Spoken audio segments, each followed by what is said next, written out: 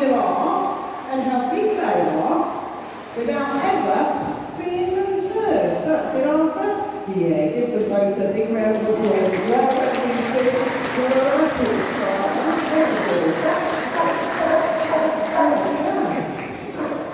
So as I say, these two, they are sea lions.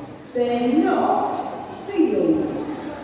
People call them seals all the time, but it's not true, is it, Louis?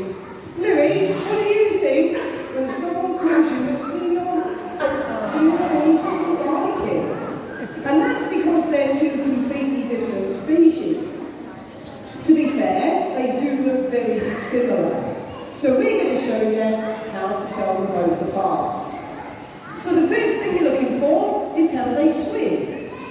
A sea lion only ever swims using their massive paddle-like front flippers. Arthur, you need to be on your stand, buddy. Arthur, are you in there? Hello. Thank you. I need you to do me a favour, Arthur. I need you to show everyone your big front flippers. Let's see what they look like. That's it, there we go. Do you get to see yours, Lou? Your big front flippers? Your big front flippers? He's thinking about it. Which ones are my front flippers? He's thinking. No, they're your back flippers. They're still your back flippers. Front flippers. No, that's still your back flippers. Front flippers. Come on, that's it, that's it. Yeah, there we go. And why do you start? Now, when a seal swims, it looks a little bit like they're flying because they move these paddles up and down, like a pair of wings, but through the water. That will propel them at speeds of about 20 miles an hour. Now, if Arthur or Louis were seals, their front flippers would be much, much smaller. They'd actually be about the size of my hands. They'd be stuck to the side of their bodies like this, making it really tricky to swim with. So a seal uses the back flippers for swimming. And they move those back flippers from side to side like a fish. Now, because these guys swim using their upper bodies, it does give them lots of muscles in their chests and their shoulders, which means they are incredibly strong, and they're both incredibly good at the old gymnastics. Now, Louis already given you a sneak peek of this, but we're going to try and get them both to do this at the same time. Right, you two, show everybody how strong you are. Let's see your front flippers down. Now, only a sea lion can do this. Seals can't do it. Those tiny front flippers. Look at the support to the back right there. Give them both a look down because that's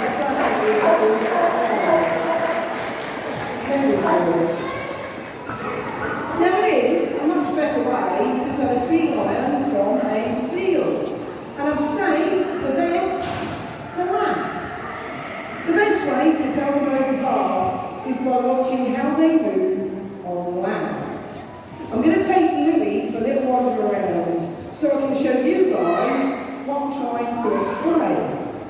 All you got to do is just watch how Louis moves, because you can see he uses all four flippers to walk around on. They all move independently, and that makes the sea lion very mobile on land. Louis can jump over things. Have you jumped? That's it, that was skint, okay. He can use his back flippers to stand up and climb and try to reach for things. So what we want Louis to do is just stand up on this stand backwards so you can see. He uses his back flippers to stand up on and his front flippers to support himself. Louis can turn his back flippers forwards or backwards depending on what he's doing. Louis can run and Louis can roll over. So a sea lion is a fast and mobile creature. We're going again, are we? One more. Now a seal does move differently. And Louis does do a lovely little seal impression. So Lou, are you going to show everyone for me? How does a seal move on land, Louis? Yeah, that's how a seal moves. They jiggle up on their bellies, and they look like ginormous slugs. But we've got to go back to the size of a seal's front flippers. They're this small, remember? They're stuck like this, and they have a knot this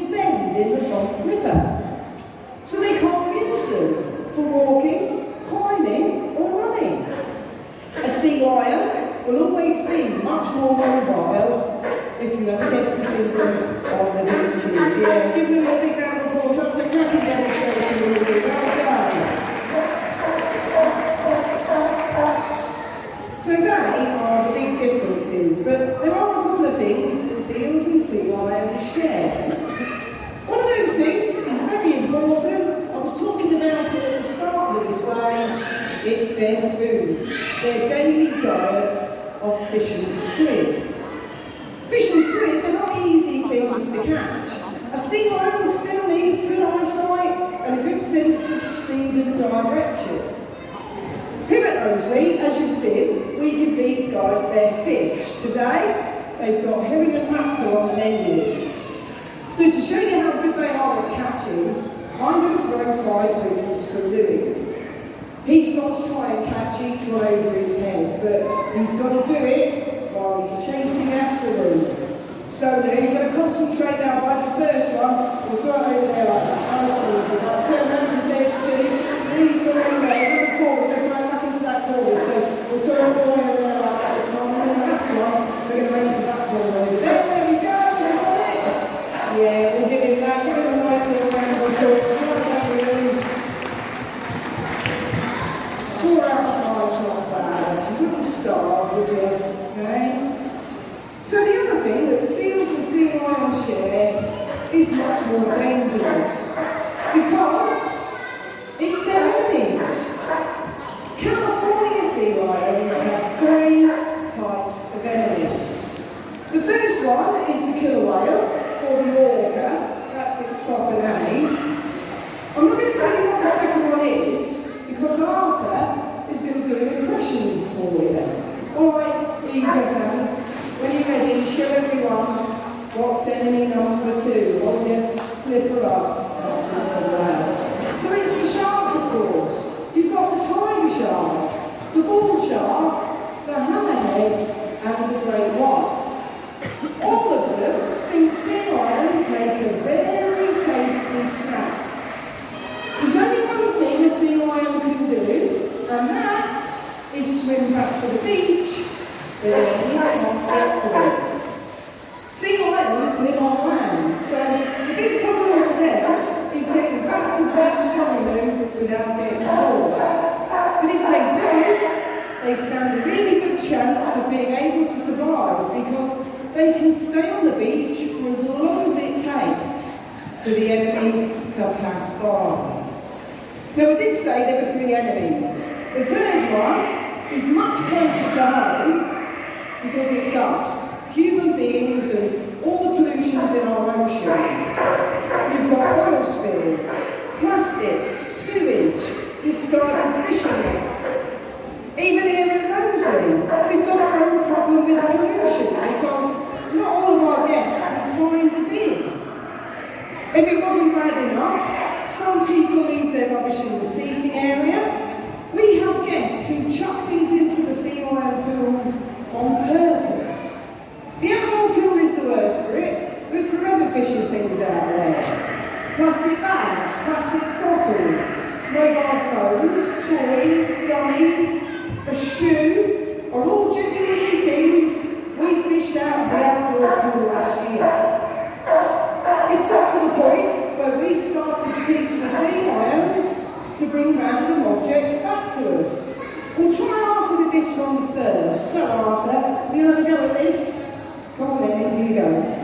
So for this demonstration, we're going to use a plastic bottle.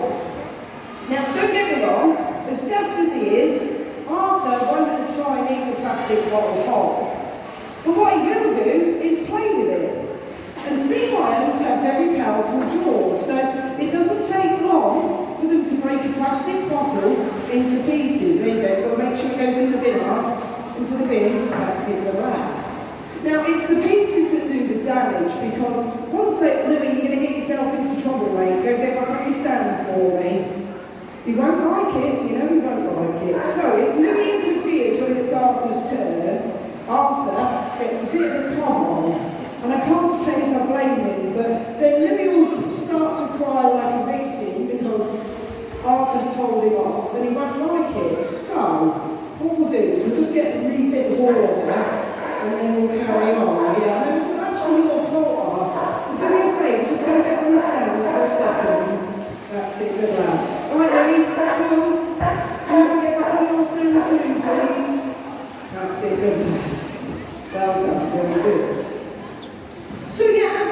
say, Arthur's not going to eat a bottle whole, but he's going to play with it, and once it's broken into pieces, those pieces float about in the pool and they can't see them. So they swallow by accident. And once that plastic is in their tummies, it can't be retrieved. It just sits in there and causes all sorts of medical problems. So, we've taught the sea lions, bring it back in one piece, pop it into the bin, they will get reward for it. Now, I've got a two-pronged attack here, guys. First of all, I think it's very sad that we've had to teach the sea lions to do this. But also, if Arthur knows that that bottle has to end up in that bin, as human beings, there's really no excuses. So first of all, guys, if you have any rubbish at the end of the display, please pick it up, bring it down a few steps and just pop it in the bin as you exit the building. But far more importantly, if you are ever tempted to just chuck something into a pool, please don't. You never know what the hidden consequences might be. Last one, Arthur. Sorry about the interruption, but do give Arthur a big round of applause. That was very good, my boy. Very good. You go over there. Well, do you know what, guys? We're pretty close to the end of this afternoon's display. But before we go, we're going to ask these two to finish things off with their highball jumps. Now, this is where these two take it in turns to leap out of the water and touch that pink ball with their nose. Arthur's going to go first. I'm going to do this one to show you the power in those big old front flippers, because it's the flippers that propel them across and push them out of the water to touch the ball. Now, of course, if Arthur hits it, you've got to give him a big round of applause. He's been ever so good. And it'll take the big fella quite a bit of effort, this one. All right, Arthur, you ready? Count to 3. 1, 2, 3. Go. He's away. He touched the high ball.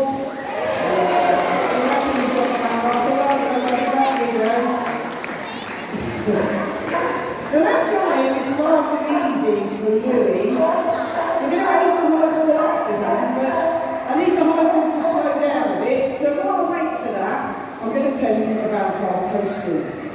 At the end of the display, we will be selling posters of Louis, Arthur and Roger from the poster shop over there at the front on your left. The posters, they're £2 each, or you can get any 3 for a £5.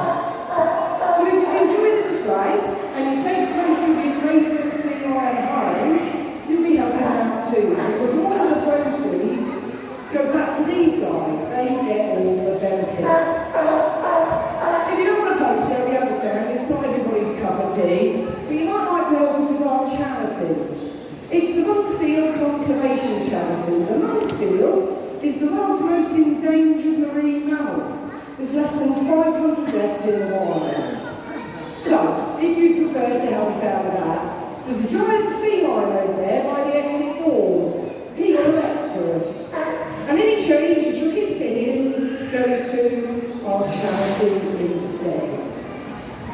We haven't finished yet, it's Louis' turn, and Louis' high ball, we're going to raise that by a good few inches. We're going to take it to this mark just here. Same as Arthur, he's got to touch it with his nose, but we've raised it up, and it's a moving target. So of course,